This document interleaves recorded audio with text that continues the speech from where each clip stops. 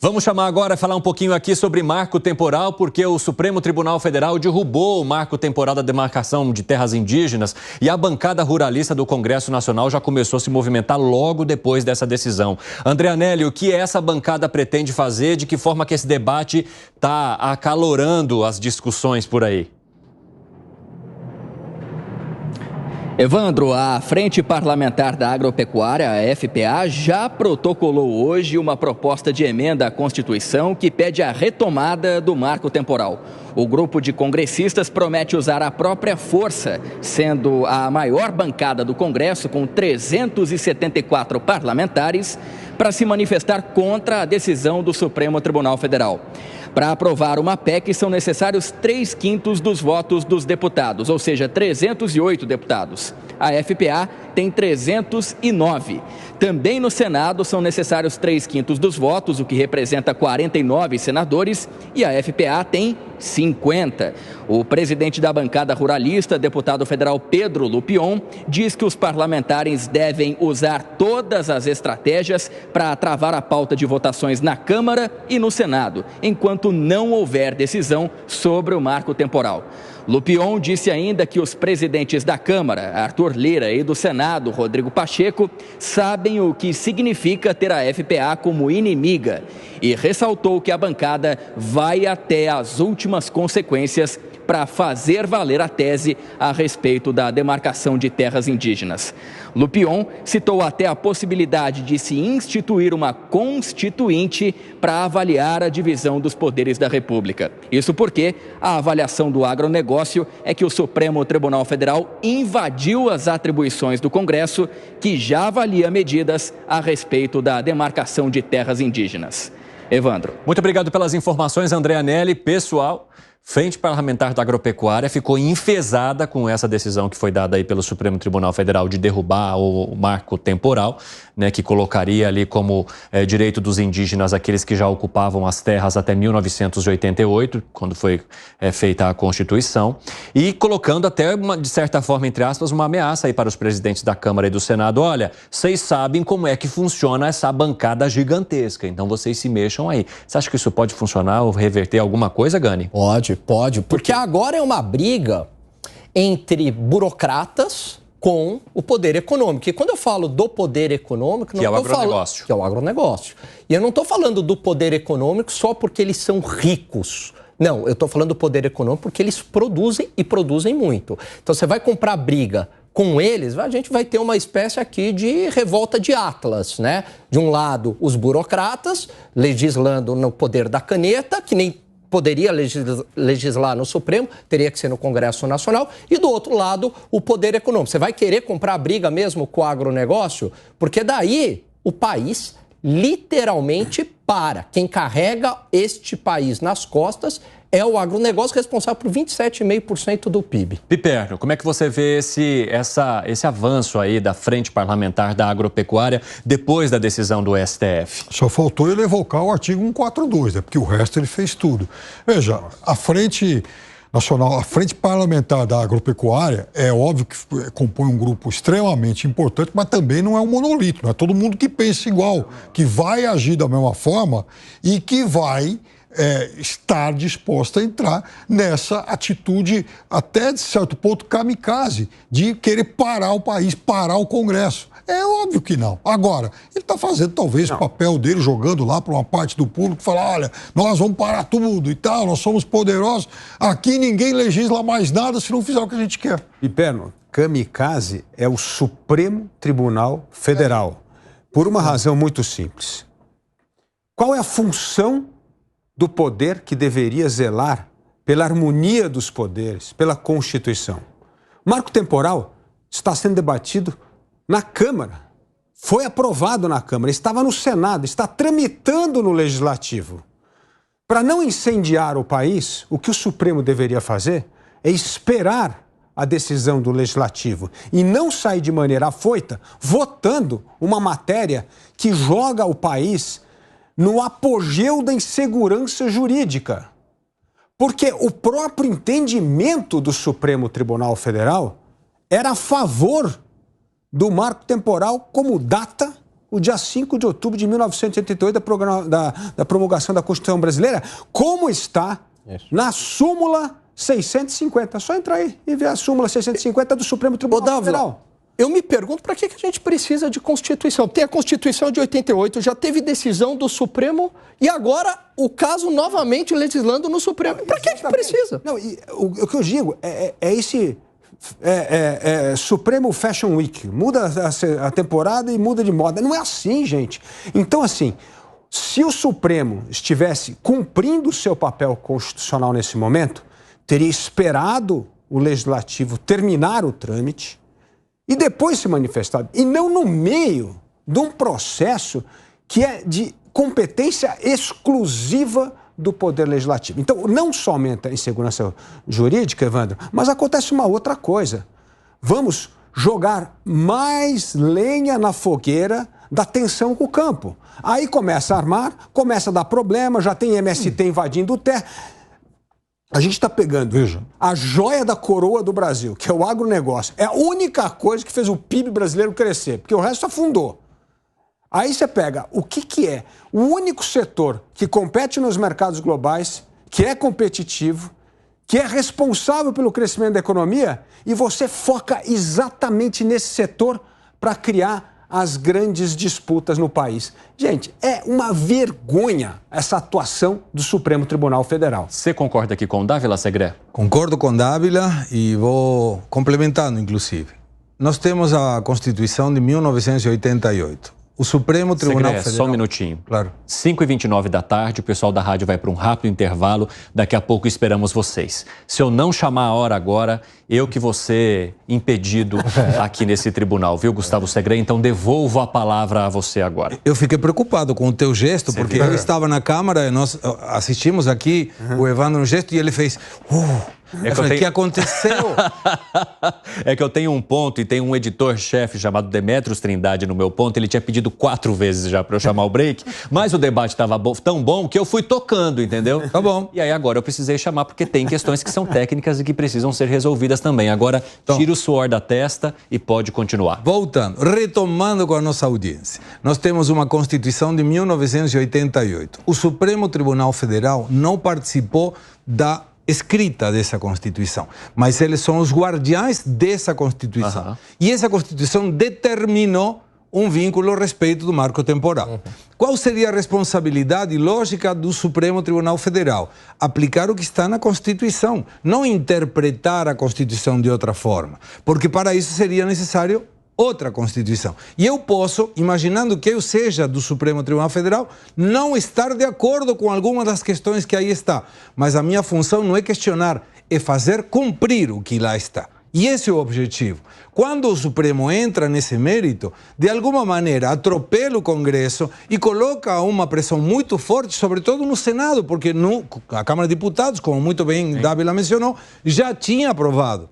Então vai ser o Congresso, se a bancada ruralista pressiona, vai sair no Senado e vai determinar uma coisa contrária ao Supremo. Mas o Senado já sinalizou também que gostaria de debater esse assunto e pegar para si esse protagonismo. Tem que fazer isso, porque se não faz, permite que o Supremo esteja legislando e que não deveria ser feito. Piperno, você acha que o Congresso está sendo atropelado pelo Supremo Tribunal Federal também neste caso?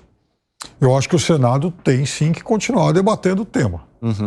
E caso o Senado aprove e isso volte para a Câmara, há como, inclusive, recorrer ao próprio Supremo. Agora conhecendo o Congresso como nós estamos conhecendo, com a formação atual, tudo indica que a decisão do Congresso será oposta à decisão do Supremo Tribunal Federal. E aí? Então, e aí? E agora? Aí nós vamos ter um problema. Mas o problema é solucionado pela Constituição de novo. Porque o Legislativo pode amanhã exatamente criar uma PEC e aprovar a PEC, e aí o Supremo vai ter que interpretar de acordo com essa PEC. É isso que vai acontecer. Agora, o problema veja só, a gente... Mas e o vai e vem? Que problema que ele gera? Porque a gente tem marco temporal. Vai e vem, se olham... Marco temporal. Mas... Então, aquelas terras que seriam concedidas já não serão mais. Num segundo momento, elas serão novamente. Essa terra é de direito, essa terra não é. Como é que se resolve o problema com o vai e vem? Então, mas aí a gente tem que esperar uma coisa, e isso é importante explicar para as pessoas. A gente sempre tem a noção de que a lei é aprovada no Congresso, o dia seguinte ela está em vigor. Não é assim. Tem toda a regulamentação da lei. Vou dar um exemplo. O Código Florestal Brasileiro, uma das leis mais exemplares existentes no mundo e reconhecida pelo mundo. Demorou 7 anos para regulamentar a lei. Então, o que tem é que tem a demora da regulamentação da lei. Então, não é que só aprova a lei e amanhã já começa todo mundo correr no cartório e reivindicar a terra. Não é claro assim. Que não. Não é assim que funciona. Mas gera movimentação. Não, lógico que gera manifestação. Mas o problema é que, para gerar essa movimentação, sabendo que está votando no Senado, sabendo que o Senado vai ter um entendimento diferente da Suprema Corte, evidentemente ninguém vai se movimentar antes de acabar a votação no Senado. E o que vai acontecer a partir daí? Mas você, Evandro, coloca um ponto muito importante, que nós vamos ter o primeiro atrito constitucional entre o Congresso e o Supremo. E por causa desse jeito afoito do Supremo, votar uma legislação que está sendo discutida no parlamento, porque não é questão, votar a questão, um voto da Rosa Weber na questão do aborto, que tem a lei clara dizendo que não pode, votar agora a legalização de droga dizendo que pode ter 60 gramas, isso não existe, gente, isso não é interpretação da lei como o segredo está dizendo, isso é fazer a lei, é uma lei que não existe. E, de novo, né? É uma pauta de costumes. Passa por uma pauta de costumes o marco temporal. Por quê? Para agradar os povos indígenas, porque toda a esquerda progressista, globalista, mundial tem essa ideia de refazer a história. Claro que é, Piperno, está muito ligado. O ativismo judicial tem uma agenda clara de esquerda, clara. Maconha, aborto, defesa de povos indígenas. Claro que eu quero te ouvir também porque eu te cortei para passar, para gerar aqui o debate, mas eu quero que você conclua o seu pensamento sobre a questão do marco temporal e do possível atrito entre STF e Senado, por favor. Bom, primeira coisa que é impressionante como no mundo todo isso se alastra pelo mundo, seja aqui em Israel, na Hungria, Estados Unidos e tal, como vai recrudescer esse confronto da direita, e muitas vezes em algumas regiões do mundo, extrema-direita versus judiciário. Isso cada vez mais é algo que vai ganhando destaque aí no mundo, porque isso se alastra. Impressionante essa incompatibilidade. É óbvio que, na questão do marco temporal, o Congresso ele foi mais, digamos, mais rápido, ele foi talvez mais assodado, inclusive, do que o Congresso Nacional, que já deveria, inclusive, ter resolvido essa questão antes. É claro que essa decisão do STF ela vai poder ser revogada à frente. Vai dar muito mais trabalho, vai dar talvez muito mais atrito político entre os dois poderes. Agora, veja, o que o STF fez também, não é que ele está dizendo, não é que ele está abolindo todas aquelas regras lá do marco temporal. Abre-se também, agora, uma nova discussão em relação ao que veio depois. Piperno, eu vou usar um argumento do Gilmar Mendes em 2009 na jurisprudência do Supremo. Tudo passa a ser alvo de uma disputa agora de terra indígena. E aí? Qual é a segurança jurídica disso? Quem é que vai querer investir num país onde amanhã a tua terra pode ser questionada pela justiça? Aí a realidade se impõe, o investimento vai embora e como é que a gente faz? Eu vou fazer uma outra pergunta. Alguém já viu índio invadir terra de algum proprietário? Piperno, os índios, eles têm 0,5% da população brasileira, eles têm 13% do território. Isso já foi pacificado. Não é isso que a gente está discutindo agora. Não é isso que a gente está discutindo. A minha pergunta é objetiva. Índio invade propriedade? Não. O problema não. O problema tem um problema invadiu recentemente agora. Teve esse julgamento, recentemente invadiu no Amazonas. Eu trago a reportagem. Além de invadir, o problema é que isso abre para uma insegurança jurídica. Aí o índio vai chegar e falar que ele estava aqui no Rio Pinheiros em 1700 e que agora ele quer tomar toda a região do Rio Pinheiros ali. E aí a Prefeitura de São Paulo vai o quê? Indenizar? É uma loucura isso. Isso é uma loucura. Isso foi pacificado, Isso já foi pacificado numa decisão, numa súmula do Supremo.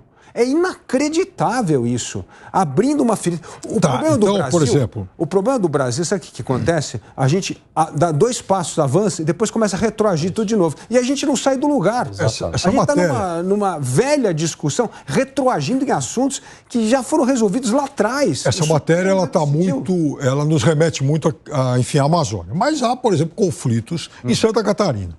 Então, por exemplo, os índios e proprietários privados brigando lá pela mesma terra, o mesmo espaço. Quem foi que se apropriou primeiro daquilo? Quem foi que se instalou primeiro lá? É também isso que está se discutindo. Você não consegue refazer a história, Piperno. A gente não terminou o Rodoanel em São Paulo por uma questão indígena. Não dá, gente. O mundo a gente precisa respeitar o que está na Constituição e depois, senão a gente não consegue tocar o progresso. Quantos anos demorou para fazer o Rodoanel em São Paulo por uma questão de terra indígena? Não pode, gente. A gente tem que ter... No Estado de Direito, se você não tem um marco inicial, você tem o caos.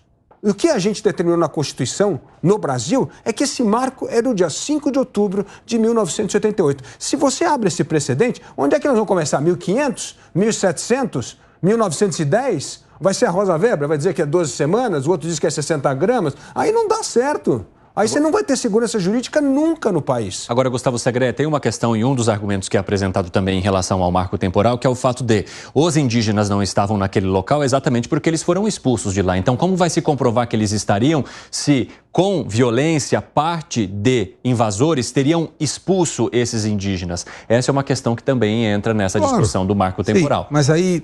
Ou seja, eles não estavam lá até a Constituição de 88 porque não permitiram que eles ficassem. Não, mas a questão é, você vai ter que ir atrás em função da história. Por isso eu concordo com o que o Dávila diz. Tem que ter um ponto a partir do qual você pacificou. Quando você tem que pacificar, sempre tem algum lado que vai sair prejudicado e outro que não vai sair prejudicado. Mas a questão é essa segurança jurídica. Até porque, vamos imaginar que tem reivindicações de terras. A dúvida é, o que o índio vai fazer com essas terras? E aí deveria incluir a possibilidade, ou melhor, a impossibilidade dele vender. Porque se ele vai vender uma terra que hoje não está atribuída a outra pessoa, estamos falando de um negócio, não estamos falando de uma reivindicação. Mas falando entre o Congresso e o Supremo Tribunal Federal, a coisa pode ficar pior até.